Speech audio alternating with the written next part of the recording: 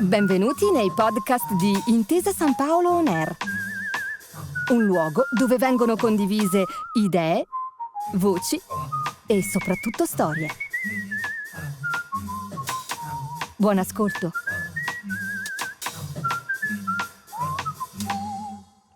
Immaginate di avere un'astronave così potente da portarvi fuori dal Sistema Solare e addirittura fuori dalla Via Lattea. Da lontano ammirereste la affascinante forma a spirale della nostra galassia. Potreste pilotare l'astronave in modo da vedere la Via Lattea di fianco. Vi apparirebbe come una linea sottile ed allungata.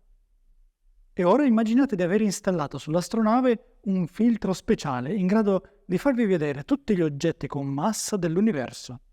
Attivate il filtro e qualcosa di stupefacente appare davanti ai vostri occhi. La Via Lattea risulta essere immersa in una sfera 10 volte più grande della galassia stessa, una sfera composta di materia, ma che prima, senza il filtro speciale, non potevate vedere. Spegnete il filtro e questo alone sferico intorno alla Via Lattea sparisce. Ma cos'era? Effettivamente, dai più recenti esperimenti risulta che solo il 10% della materia della Via Lattea è materia ordinaria, ovvero composta da protoni, neutroni, elettroni e tutte le altre particelle del cosiddetto modello standard. Sono le particelle di cui sono composti gli esseri viventi e tutti gli oggetti che vediamo sulla Terra e nel Sistema Solare. Le particelle di cui sono fatte stelle e pianeti. Il restante 90% della materia della galassia è cosiddetta materia oscura, ovvero materia che non emette luce in nessun modo, né la assorbe o riflette. È, appunto, oscura. Nella realtà non esiste un filtro speciale che ci consenta di vederla. Eppure sappiamo che la materia oscura esiste, anzi, addirittura sappiamo che in media l'85% della materia dell'universo è materia oscura e che solo il 15% della materia è materia ordinaria. Ma se non esistono filtri speciali che ci consentono di vederla, come sappiamo che esiste? E soprattutto, di cosa è fatta?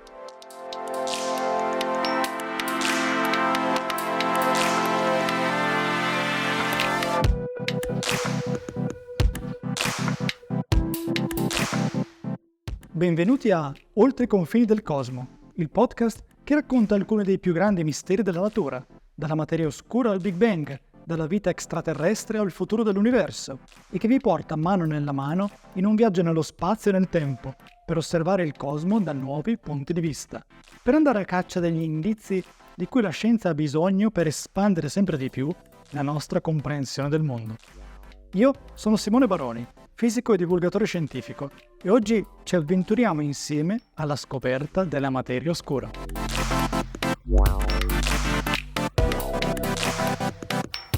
La prima prova sperimentale dell'esistenza della materia oscura risale al 1933 con l'astronomo Fritz Zwicky, che ha osservato il movimento delle galassie raggruppate nel cosiddetto ammasso della chioma. Queste galassie si muovono le une rispetto alle altre come le stelle si muovono all'interno di una galassia. Infatti è la medesima forza di gravità a determinarne le traiettorie.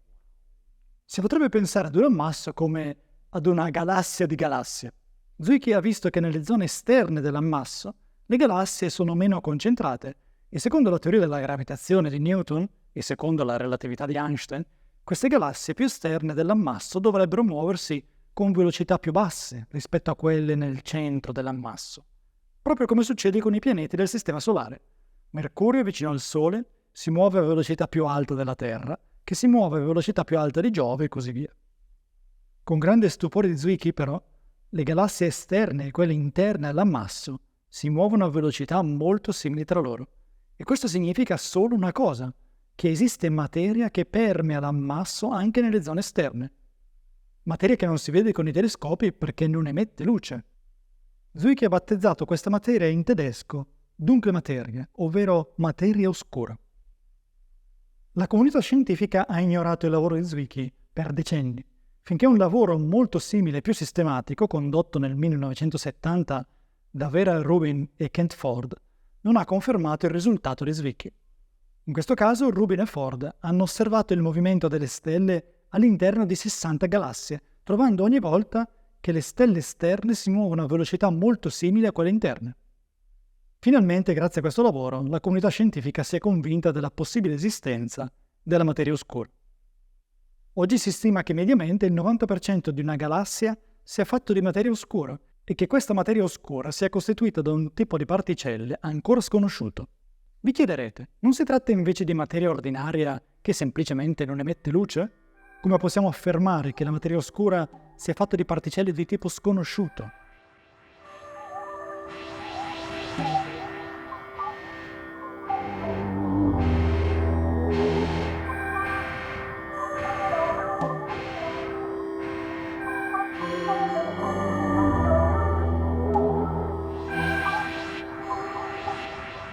Provate ad immaginare una possibile soluzione al mistero della materia oscura. Di cosa potrebbe trattarsi? Come in una investigazione di un detective, dobbiamo fare ipotesi e andare alla ricerca delle prove che le confermino o le smentiscano. Sono state avanzate molte ipotesi nel corso dei decenni. Qualcuno ha proposto che sia composta da pianeti erranti o da buchi neri o da stelle nane marroni che emettono pochissima radiazione, oppure che sia fatta di neutrini, vista la loro poca propensione ad interagire con le altre particelle. Tutte queste ipotesi sono state escluse dalle osservazioni sperimentali condotte lungo i decenni, e quindi la materia oscura è veramente costituita da particelle di tipo sconosciuto. Prima di tutto, la materia oscura non può essere costituita da materia ordinaria, perché se così fosse, allora non tornerebbero più i conti sulla creazione dei primi nuclei atomici subito dopo il Big Bang e sulla quantità dei vari elementi nell'universo. Se si avanza una teoria per spiegare la materia oscura, essa deve anche essere in accordo con ciò che già sappiamo e con tutti i fatti già consolidati e dimostrati. Anche i neutrini sono stati esclusi perché costituirebbero una materia oscura calda, ovvero fatta di particelle che si muovono a velocità prossime a quelle della luce. Invece, gli esperimenti hanno mostrato che la materia oscura è fredda, ovvero è costituita da particelle abbastanza lente da potersi raggruppare in ammassi. Tutte le prove, inclusa l'analisi delle orbite di Zwicky, Rubin e Ford descritta poc'anzi, ci dicono che l'universo è costituito da 3 ingredienti base. La materia ordinaria, di cui siamo composti anche noi, rappresenta solo il 5% dell'universo. La materia oscura costituisce il 27%. Il restante 68% è costituito dalla cosiddetta energia oscura. Nonostante tutti i progressi della scienza dei secoli passati, conosciamo solo di cosa sia fatto il 5% dell'universo. Siamo cioè di fronte a 2 dei misteri più profondi che l'umanità abbia mai affrontato. Cosa sono la materia oscura e l'energia oscura? Di cosa è costituito il 95% dell'universo? È estremamente emozionante sapere che ancora vi siano misteri così grandi da risolvere. Non vi piacerebbe poter viaggiare nel tempo e poter leggere sui libri di scuola del futuro cosa siano queste 2 sostanze misteriose?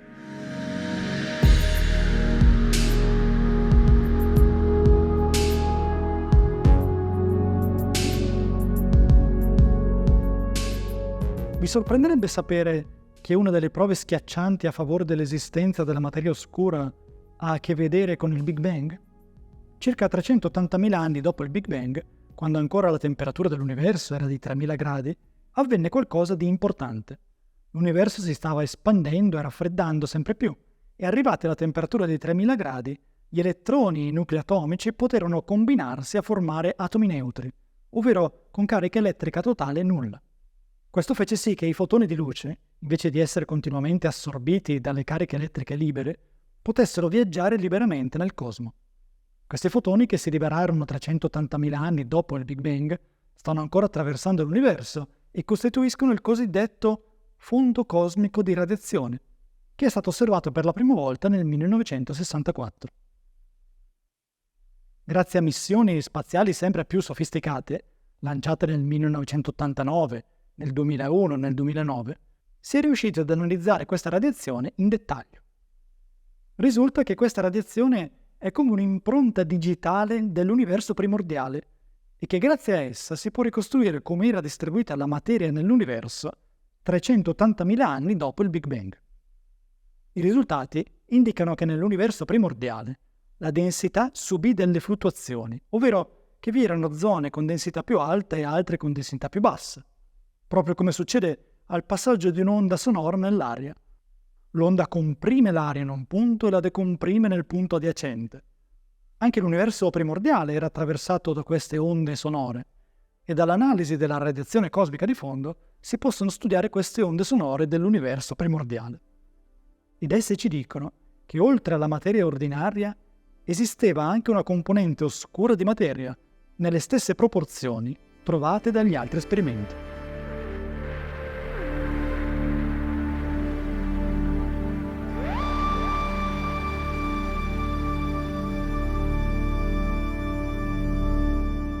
A questo punto, da buoni detective, potreste insistere sul fatto che questi esperimenti siano basati tutti sulla teoria della relatività di Einstein. E se questa teoria fosse incompleta e ci stesse facendo prendere un abbaglio? D'accordo, non possiamo escludere questa ipotesi senza apportare prove. Seguiamo dunque questa pista e supponiamo che la materia oscura non esista.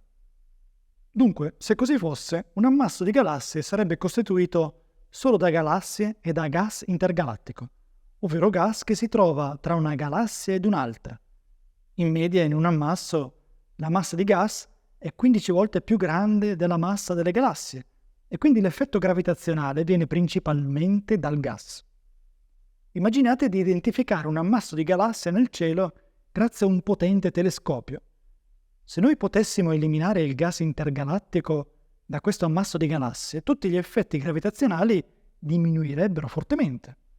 Se invece, eliminando il gas, gli effetti gravitazionali permanessero e diminuissero solo di poco, allora significherebbe che esiste una grande quantità di materia, la materia oscura, che continua ad agire anche dopo aver eliminato il gas. Certo, non possiamo eliminare il gas intergalattico da un ammasso, ma la natura in questo caso ci è venuta incontro. Infatti, esiste un ammasso molto particolare, detto ammasso del proiettile, che è in realtà costituito da due ammassi di galassie in rotta di collisione l'uno contro l'altro. Questo scontro è iniziato 100 milioni di anni fa e i due ammassi si sono già compenetrati, attraversati e ora si allontanano l'uno dall'altro a una velocità relativa di 4.300 km al secondo. La cosa interessante è che in questo scontro il gas intergalattico dei due ammassi ha subito un forte rallentamento ed è rimasto vicino al centro dello scontro, mentre le galassie si sono allontanate molto di più. Il risultato è che i due ammassi di galassie ora sono privi di gas intergalattico, proprio come desideravamo. Basta quindi analizzare questi ammassi e misurare qualche effetto di tipo gravitazionale. Ma quale effetto? Anche qui la tecnica sperimentale è molto sorprendente. Sappiamo che la presenza di masse curva lo spazio intorno a sé e questo dà luogo a un effetto detto lente gravitazionale. È un effetto che è stato osservato per la prima volta nel 1919 e che è tuttora usato in astronomia per effettuare osservazioni del cielo. Immaginate una galassia lontanissima, quasi impercettibile dalla Terra. E ora posizionate a metà strada tra la Terra e quella galassia lontana un oggetto molto massiccio, come l'ammasso del proiettile. Questo ammasso intermedio fungerà da lente gravitazionale, amplificando e distorcendo l'immagine della galassia retrostante, proprio come una lente ottica. L'effetto deriva dal fatto che i fotoni di luce che passano vicino alla lente, vicino all'ammasso del proiettile, invece di seguire una traiettoria dritta, seguono una traiettoria curva. In uno spazio curvo, infatti, andare dritti significa tracciare una traiettoria curva. Per convincervene, gonfiate un palloncino e provate a disegnare una linea dritta con un pennarello. La linea risulterà irrimediabilmente curva. Quindi un fotone che passa vicino all'ammasso effettua una curva verso l'ammasso stesso, proprio come i raggi di luce che attraversano una lente ottica vengono deviati invece di continuare retti. Come si è utilizzato questo effetto nel caso dell'ammasso del proiettile? Si è osservato che anche dopo che il gas intergalattico è stato espulso dai due ammassi, l'effetto di lente gravitazionale è ancora molto forte nella zona delle galassie. E la massa delle galassie non è sufficiente per spiegare questo forte effetto di lente gravitazionale. I dati indicano che nei due ammassi deve esserci una quantità di materia oscura, le cui proporzioni coincidono con quelle indicate dagli altri esperimenti. La teoria di Einstein ha dunque superato il test e l'esistenza della materia oscura è confermata.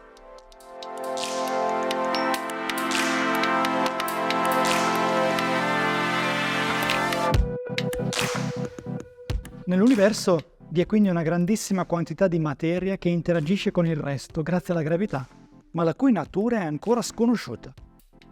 Questa materia oscura non emette, né assorbe, né riflette luce e rappresenta il 27% del contenuto dell'universo. Al giorno d'oggi costituisce uno dei più grandi misteri della natura. L'indagine condotta finora ha escluso molte delle ipotesi iniziali e si spera che dalla collaborazione tra gli esperimenti e la teoria si possa capire presto di cosa sia costituita la materia oscura. A quel punto la nostra comprensione dell'universo farà sicuramente un passo da gigante. Nel prossimo episodio della serie parliamo dell'altra misteriosa componente dell'universo, l'energia oscura, che è responsabile dell'espansione accelerata del cosmo.